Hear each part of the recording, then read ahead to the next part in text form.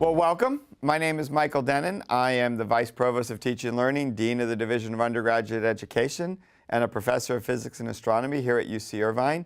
And we're actually doing a new series called Ask the Vice Provost.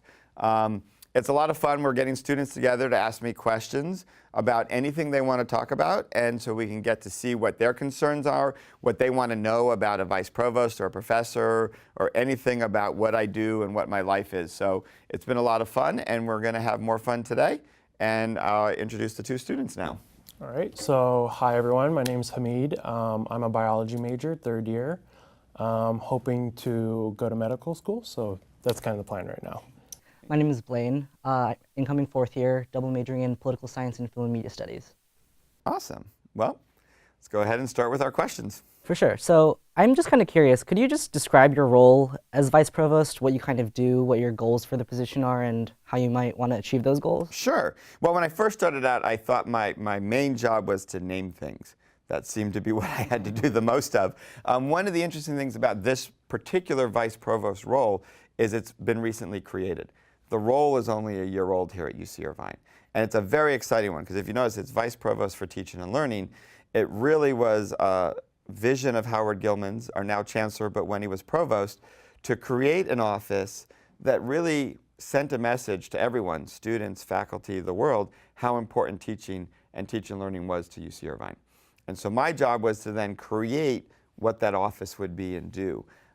So a lot of times as a Vice Provost, you're always involved in creating new programs, looking for new ways to go, and kind of the vision of some group. But it's often a group that's well established and has a long history. So it's a slightly different job and role. Your primary role always is as an advisor to the provost. So in the university structure, there's the chancellor, and then there's the provost. And the provost runs the day-to-day stuff of the university and has a cabinet, effectively, that advises them and helps run it. This particular job, we have the challenge of creating something completely new. Now, I say that, it's not completely new because we get to bring together pieces that existed on campus but now have to work together in exciting and new ways. So one thing is, we have the Division of Undergraduate Education, DUE. A lot of people go, well, what's that? I don't really know what that is. And I like to describe that as everything academic that's not in your major. So if you guys, Undergraduate Research Opportunities Program, honors, and I always make the mistake of trying to name them and I forget programs and they get upset with me. But the Entrepreneur Center, the Study Abroad, UCDC, Writing Center, LARC, Student Support Services, all of these things, the Transfer Center, International Student Programming. These are things that reach out to the students and intersect their academic experience in exciting ways outside of their major. And then we also brought together a new unit called the Division of Teaching and Learning, which is really aimed at the faculty and instructors and grad students and postdocs who are instructors, and helping them in that space of instruction through media services, through instructional design, and through just general support through our Center for Engaged Instruction.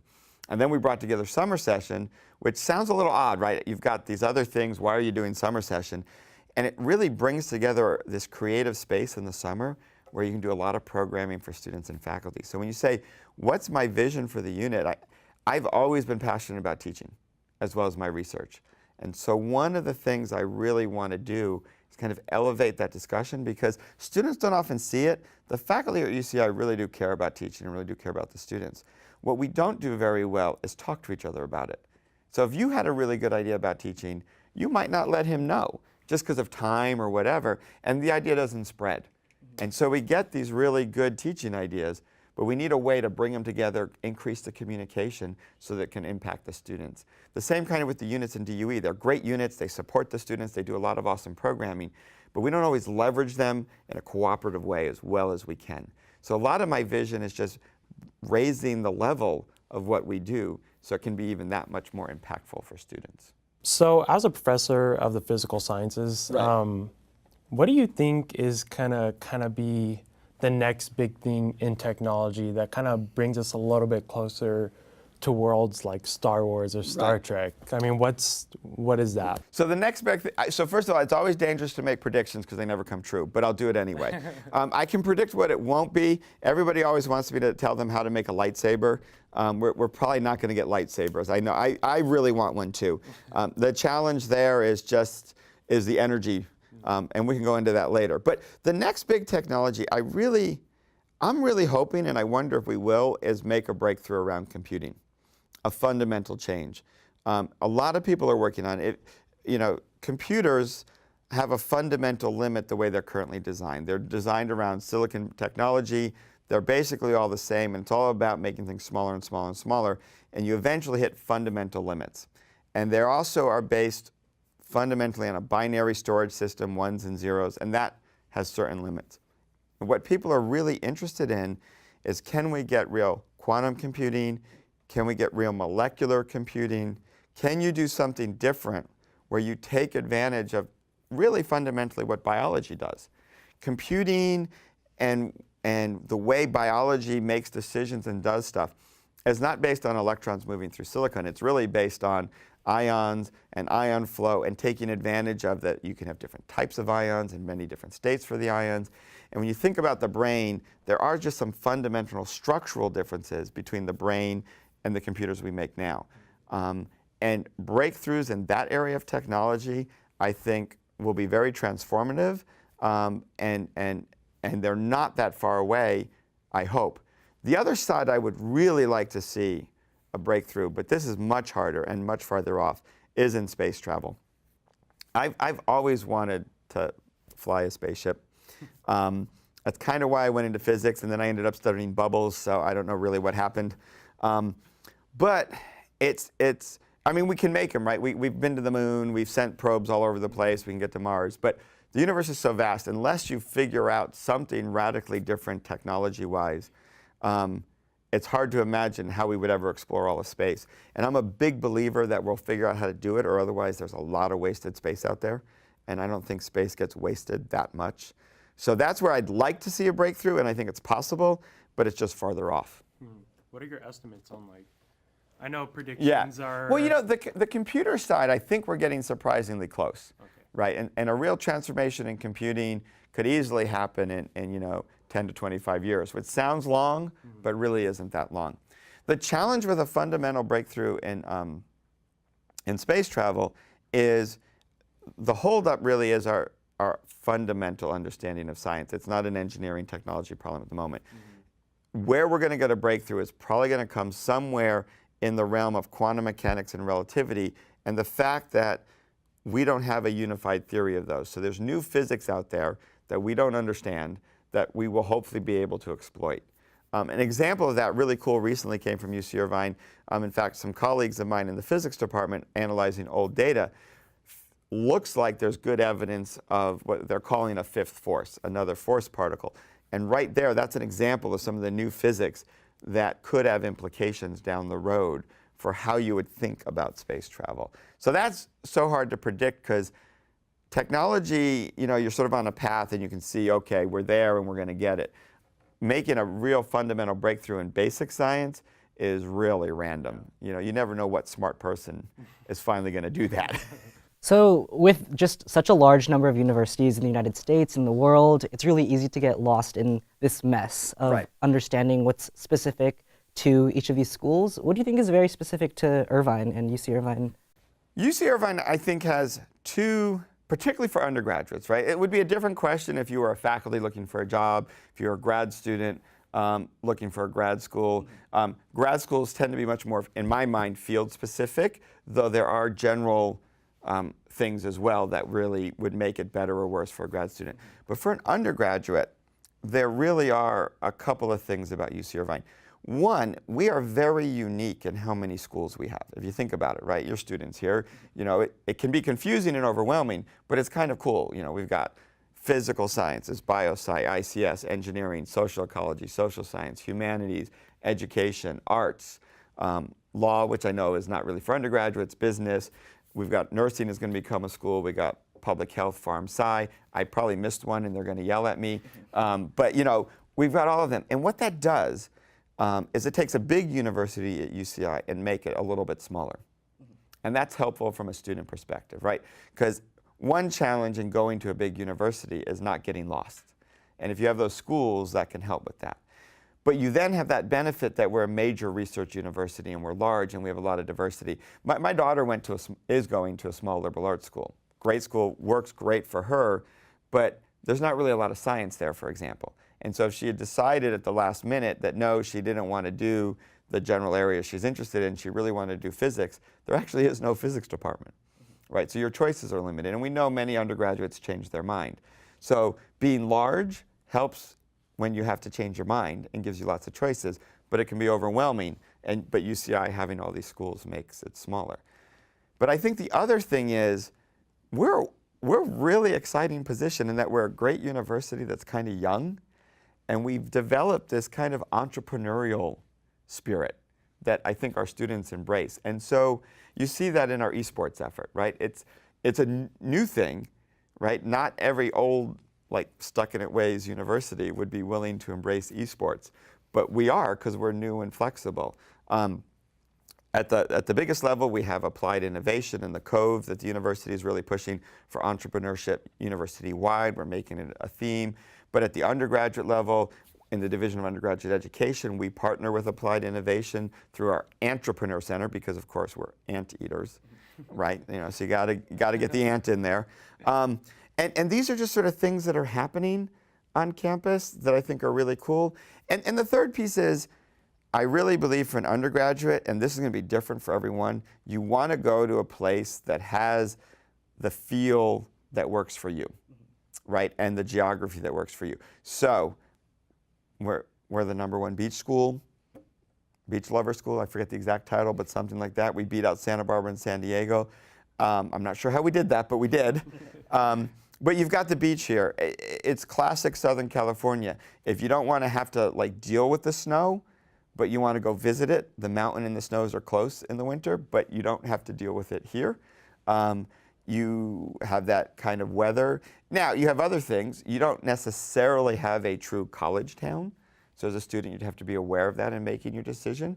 But you also have one of the safest cities in all of the United States.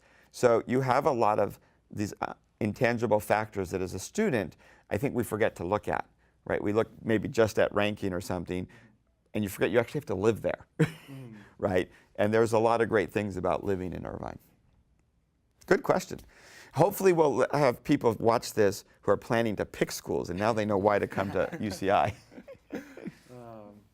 So in the previous set of students, one of the students asked, what do we do after undergrad? Right. And you had said, in part, try to find your passion. And I think for me personally, I just see that, finding a passion is probably one of the scariest things as an undergrad. Yes. So how do you approach that? How do you put yourself out there and there's so many options. How do you even come to terms with that? It is hard. And you know what? It's often the weird things that make you decide. So I loved history, and I loved physics, and I loved math. And I didn't know what I wanted to major in. Now, where I went, you were not allowed to declare a major at the end of your sophomore year, so there was some choice. And you had to be a little smart. Since physics and math were two of my passions, I, of course, had to take the prereqs, or you just knew you couldn't major them. History was a little more flexible, so I was taking that. And it's funny, you're right. We all have lots of passions, and then you have to kind of start asking yourself the hard questions. So I love soccer. I loved playing soccer. In my delusional dreams, I was going to play in the Olympics or the World Cup. I couldn't decide which. I barely made varsity my senior year in high school. So, it wasn't really, no matter how passionate I was about soccer, I wasn't going to make money doing it. But I also recognized soccer fell into the category of something I could always do just for fun. And I've ended up coaching my kids. I've refereed. I've just had a great time with it. I now am old and slow, and so when I play in the physics department soccer games, I threaten students with failing them so I can score. You use what skills you have. So part of it is recognizing when you have a passion that you can do without it being a job or a career or things like that. Part of it was just, other things. With history, writing is hard for me. I can do it well, but it takes a lot of work.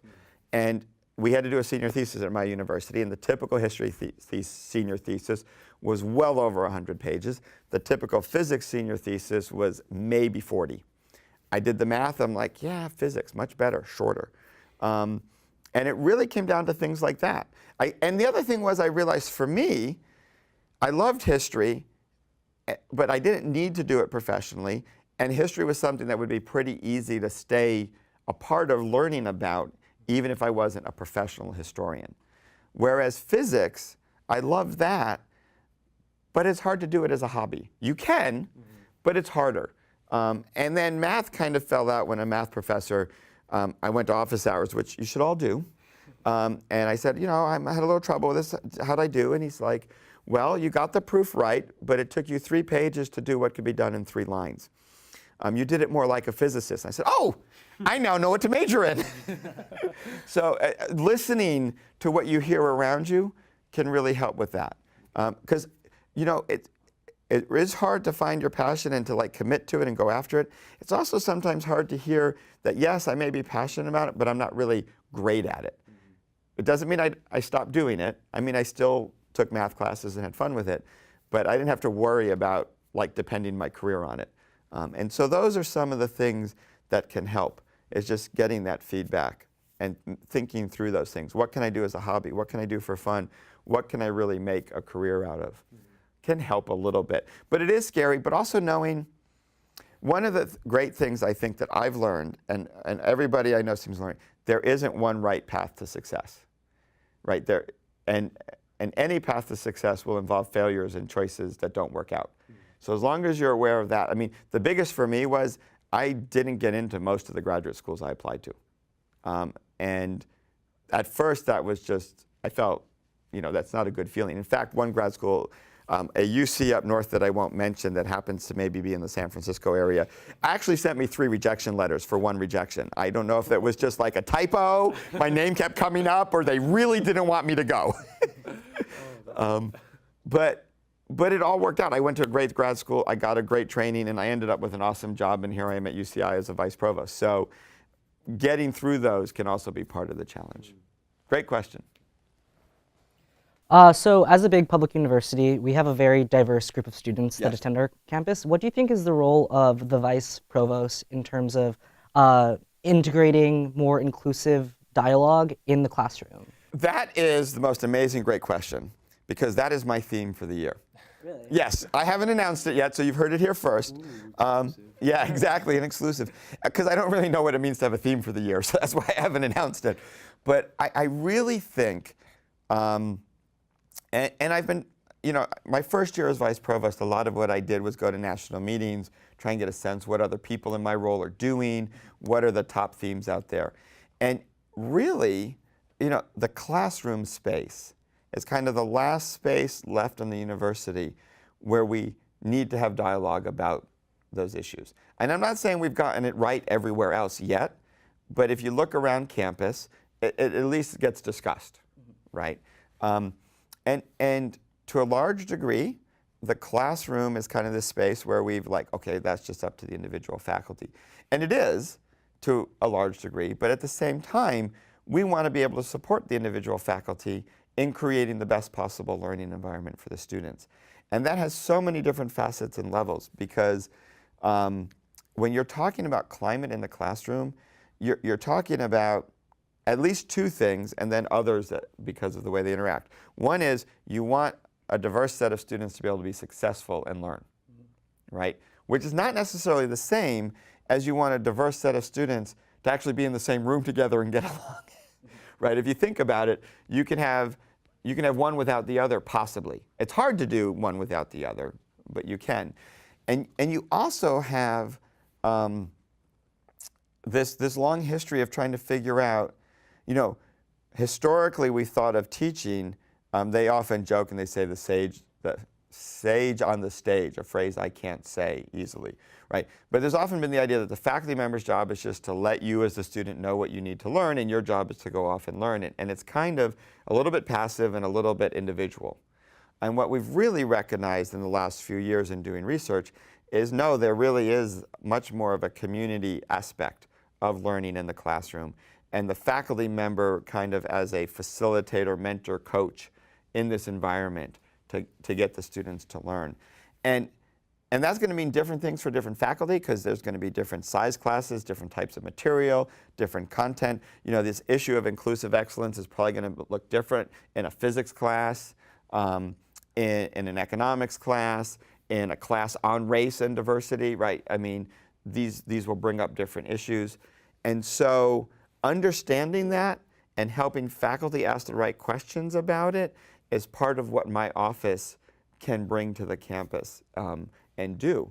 And we're very excited about that. It's challenging, right? We know there are issues there, but I think it's a space where we can have some very positive and very important dialogue around these issues and really move some things forward, because most faculty, one of the things we care most about is how to have intellectual, scholarly dialogue about really difficult, challenging questions in a productive way.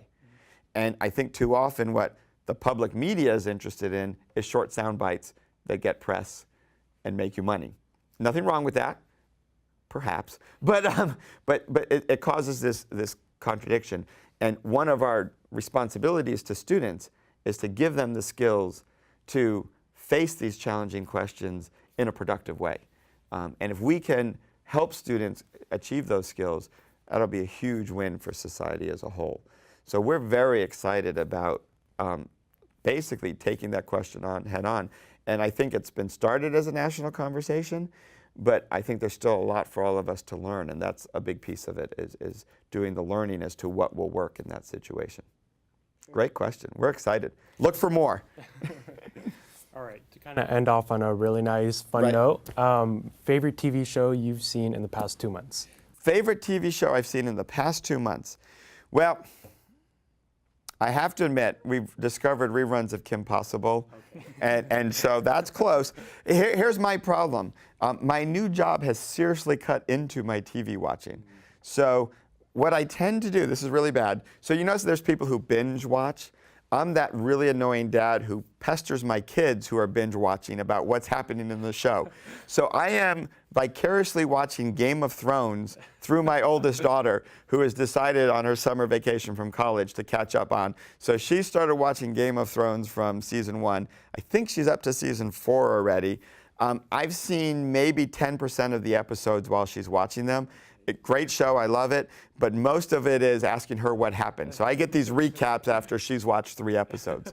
So it's a very bad way to watch TV, but it is my one regret. It's weird. I feel like, the whole watching TV with everything streaming and all the different ways of getting at it has really changed. And so figuring this out, and I have 3 kids. Well, you don't know that, but now you do. I have 3 kids, 3 daughters, 13, 16, and 19. So a lot of my TV watching has been influenced by what they've been watching through the years. And there's some really good and some really bad kid shows out there. But so I have to admit, you asked me favorite shows, and they tend to be things like Kim Possible, Phineas and Ferb, and Game of Thrones, which is like this weird span of mix. I also have to admit, I really like Once Upon a Time. Our family's kind of addicted to that, but that hasn't been on in the last 2 months, so I couldn't really count that. So I'm looking for other things like, the other one I'm watching vicariously that I really like, of course, is Supernatural. But again, that's been mostly pestering my kids on what's happening, watching 5 minutes here, 5 minutes there. It's amazing how much you can get out of a show by only watching 5 minutes and then asking your kids lots of questions. So great question, but yeah, that's where I am. And what people should do now is watch my YouTube series, Fascinating Fights, because they're really short episodes. They're only 10 minutes. We have 2 seasons. Dan Glenn is the guy who started it, and you can find fascinatingfights.com is the website, but you can go straight to the episodes on YouTube. So, and we discuss who's going to win in battles. One of my favorite battles was the Stay Puft Marshmallow Man versus King Kong. That was a challenging one to decide. And we recently did Popeye the Sailor Man. Our season finale was Popeye the Sailor Man versus Bane Venom. So, depending where your interests lie, we have everything. We even did tackle Sesame Street, old school Sesame Street, not Elmo, versus the Muppets. And so that's an interesting challenge. And I'm the physics expert on it, so I get to talk about the physics of these. So that's something exciting you can look for. Yeah, I know. Definitely. Okay, well, thank you guys. We close with a little social media plug because I'm now supposed to do social media and I'm getting better at it slowly. So I'm on Twitter @DennanMichael, and Facebook is Prof. Dennin Michael. Okay, well, thank you guys for coming. It's been great talking to you and great questions. Look forward to more of these. And thank you.